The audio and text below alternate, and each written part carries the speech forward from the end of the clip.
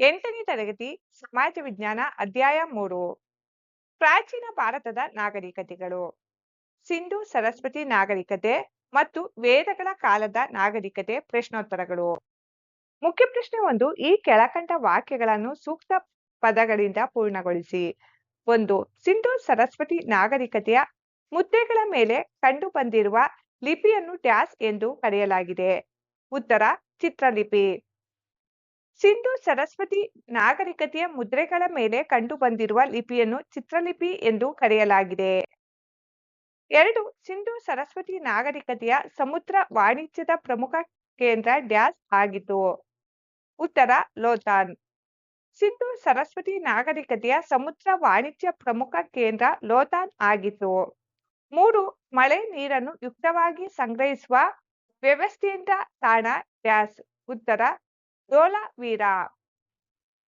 ಮಳೆ ನೀರನ್ನು ಯುಕ್ತವಾಗಿ ಸಂಗ್ರಹಿಸುವ ವ್ಯವಸ್ಥೆಯಿದ್ದ ತಾಣ ಧೋಲಾವೀರಾ ಮುಖ್ಯ ಪ್ರಶ್ನೆ 2 ಸಂಕ್ಷಿಪ್ತವಾಗಿ ಉತ್ತರಿಸಿ ಪ್ರಶ್ನೆ 4 ಸಿಂಧು ಸರಸ್ವತಿ ನಾಗರಿಕತೆಯ ಸ್ನಾನದ ಕೊಳಗಳು ಹೇಗೆ ರಚನೆಯಾಗಿದ್ದವು ಉತ್ತರ ಸಿಂಧು ಸರಸ್ವತಿ ನಾಗರಿಕತೆಯ ಸ್ನಾನದ ಕೊಳಗಳ ರಚನೆ ಈ ಕೆಳಗಿನಂತಿತ್ತು ಇದನ್ನು ಇಟ್ಟಿಗೆಗಳಿಂದ ಕಟ್ಟಲಾಗಿದ್ದು ಕೊಳದಿಂದ ನೀರಿನ ಸೋರಿಕೆ ಆಗದಂತೆ ಎಚ್ಚರ ವಹಿಸಲಾಗಿತ್ತು ಕೊಳದ 2 ಕಡೆಗಳಲ್ಲಿ ಇಳಿಯಲು ಮೆಟ್ಟಿಲುಗಳಿದ್ದವು ಮತ್ತು ಸುತ್ತಲೂ ಕೊಠಡಿಗಳಿದ್ದವು ಕೊಳಕ್ಕೆ ಬಾವಿಯಿಂದ ನೀರನ್ನು ಪೂರೈಸಲಾಗುತ್ತಿತ್ತು ಹಾಗೂ ಬಳಕೆಯ ಬಳಿಕ ನೀರನ್ನು ಹೊರಗೆ ಬಿಡಲಾಗುತ್ತಿತ್ತು ಮುಖ್ಯ ವ್ಯಕ್ತಿಗಳು ವಿಶೇಷ ಸಂದರ್ಭದಲ್ಲಿ ಇಲ್ಲಿ ಸ್ನಾನ ಮಾಡುತ್ತಿದ್ದರು ಪ್ರಶ್ನೆ 5 ಸಿಂಧು ಸರಸ್ವತಿ ನಾಗರಿಕತೆಯ ನಗರ ನಿರ್ಮಾಣ ಹೇಗಿತ್ತು ಎಂಬುದನ್ನು ವಿವರಿಸಿ ಉತ್ತರ ನಗರ ನಿರ್ಮಾಣವು ಅತ್ಯಂತ ಸುಸಜ್ಜಿತ ಮತ್ತು ಕ್ರಮಬದ್ಧವಾಗಿತ್ತು ಮನೆಗಳನ್ನು ಸುಟ್ಟ ಇಟ್ಟಿಗೆಗಳಿಂದ ಗಟ್ಟಿಯಾಗಿ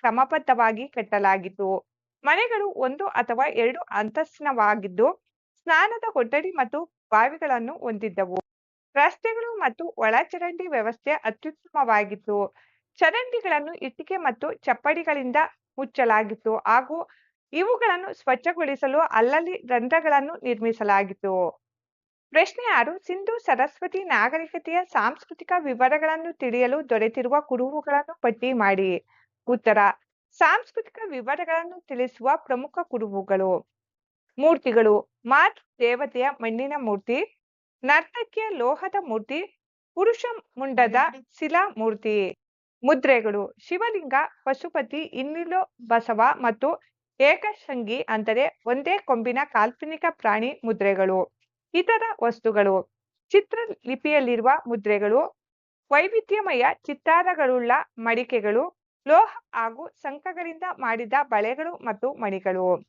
ಕಲೆ ಮತ್ತು ಸಂಗೀತ ನೃತ್ಯ ಭಂಗಿಯ ಸ್ತ್ರೀ ವಿಗ್ರಹಗಳು ಡೋಲು ಮತ್ತು ತಂತಿಯ ವಾದ್ಯಗಳು ಹಾಗೂ ಹಲವು ಬಗೆಯ ಮುಖವಾಡಗಳು ಪ್ರಶ್ನೆ 7 ಸಿಂಧು ಸರಸ್ವತಿ ನಾಗರಿಕತೆ ಕಾಲದ ಆರ್ಥಿಕ ವ್ಯವಸ್ಥೆಯನ್ನು ವಿವರಿಸಿ ಉತ್ತರ ಆರ್ಥಿಕ ವ್ಯವಸ್ಥೆಯು ಮುಖ್ಯವಾಗಿ ಕೃಷಿ ಮತ್ತು ವಾಣಿಜ್ಯವನ್ನು ಅವಲಂಬಿಸಿತ್ತು ಕೃಷಿ ಮತ್ತು ಪಶುಪಾಲನೆ ಗೋಧಿ ಬಾರ್ಲಿ ಮತ್ತು ಕಾಳುಗಳು ಇವರ ಮುಖ್ಯ ಬೆಳೆಗಳಾಗಿದ್ದವು ಹತ್ತಿಯನ್ನು ಬೆಳೆದು ಉಡುಪು ತಯಾರಿಸುತ್ತಿದ್ದರು ಹಸು ಎಮ್ಮೆ ಕುರಿ ಮೇಕೆ ಹಾಗೂ ಕೋಳಿಗಳನ್ನು ಸಾಕುತ್ತಿದ್ದರು ಹೊರೆ ಹೊರಲು ಎತ್ತುಗಳನ್ನು ಬಳಸುತ್ತಿದ್ದರು ಬೇಟೆ ಮತ್ತು ಮೀನುಗಾರಿಕೆಯೂ ಇತ್ತು ವ್ಯಾಪಾರ ಮತ್ತು ವಾಣಿಜ್ಯ ನಗರಗಳು ಗ್ರಾಮೀಣ ಪ್ರದೇಶಗಳ ಜೊತೆಗೆ ಮೆಸೊಪೊಟೇಮಿಯಾ ಬಲೂಚಿಸ್ತಾನ ಸೌರಾಷ್ಟ್ರ ಮತ್ತು ದಖನ್ ಪ್ರದೇಶಗಳೊಂದಿಗೆ ವ್ಯಾಪಾರ ಸಂಬಂಧ ಹೊಂದಿದ್ದವು ಗುಜರಾತಿನ ಲೋಥಾಲ್ ಅಡಗುಕಟ್ಟೆಯು ಸಮುದ್ರ ವಾಣಿಜ್ಯದ ಪ್ರಮುಖ ಕೇಂದ್ರವಾಗಿತ್ತು ಪ್ರಶ್ನೆ 8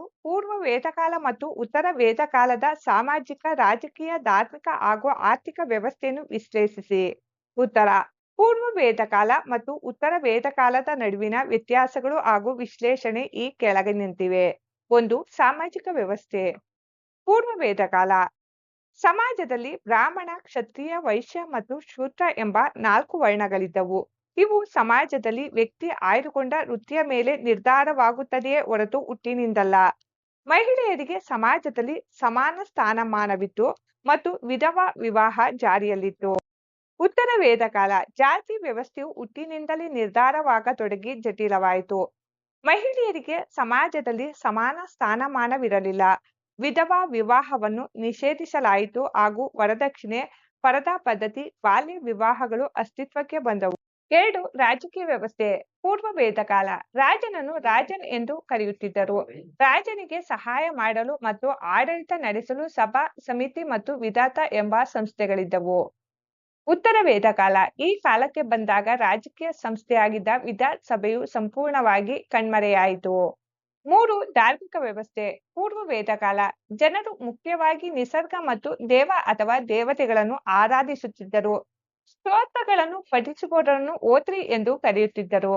ಉತ್ತರ ವೇದಕಾಲ. ಈ ಕಾಲದಲ್ಲಿ ಧಾರ್ಮಿಕ ಆಚರಣೆಗಳು ಬದಲಾಗಿ ಯಜ್ಞ ಮತ್ತು ಯಾಗಗಳು ವ್ಯಾಪಕವಾಗಿ ಬಳಕೆಗೆ ಬಂದವು. 4 ಆರ್ಥಿಕ ವ್ಯವಸ್ಥೆ. ಪೂರ್ವ ವೇದಕಾಲ. ಜನರು ಮೂಲಭೂತವಾಗಿ ಪಶುಸಂಗೋಪನೆ ಮತ್ತು ಕೃಷಿಯಲ್ಲಿ ತೊಡಗಿದರು. ಉತ್ತರ ವೇದಕಾಲ. ಬೇಟೆ ಮತ್ತು ಪಶುಪಾಲನೆಗಿಂತ ಕೃಷಿಯೇ ಜನರ ಪ್ರಮುಖ ಉದ್ಯೋಗವಾಗಿ ಮಾರ್ಪಟ್ಟಿತು.